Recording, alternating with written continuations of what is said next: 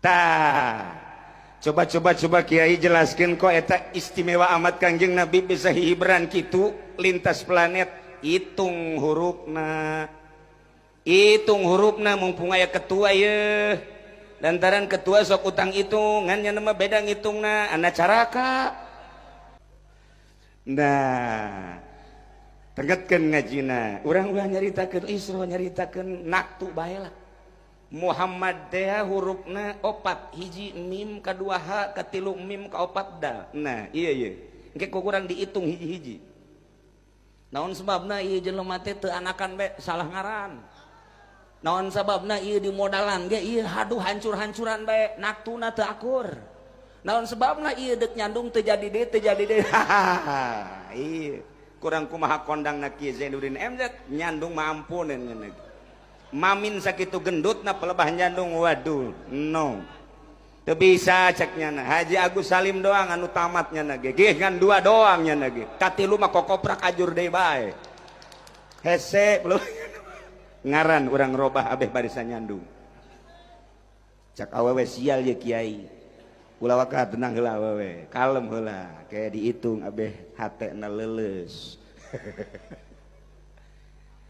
Muhammad urang asupkeun kana tu abajadun hawazun hatayun kalamanun sa'apasun. Coba. Mim adalah kalamanun 40 naktuna.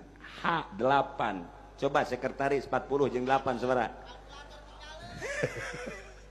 48 tambah mim deui 40. 48 jeung 40 sabaraha? 88 jeung dal 4 jadi sabaraha? 92. Cokot puluhanana 90, cokot hijianana 2. Nu 90 eta adalah rub'ul falakiyah. Rub'ud dairatil falakiyah. Lamun urang ngaji falak, ieu bumi dibelah 2. Ngaranna garis khotul istiwa, mun di luhur ngaranna madarul i'tidal.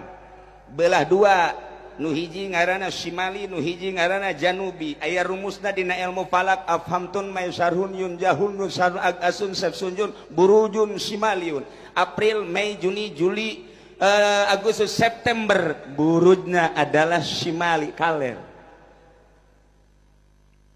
Agasun sabsunjun sabsunjun ok mizun dop akzun deskauzun janjatun pedaltun burujun janubiun. Nah iya adalah bagian kidul.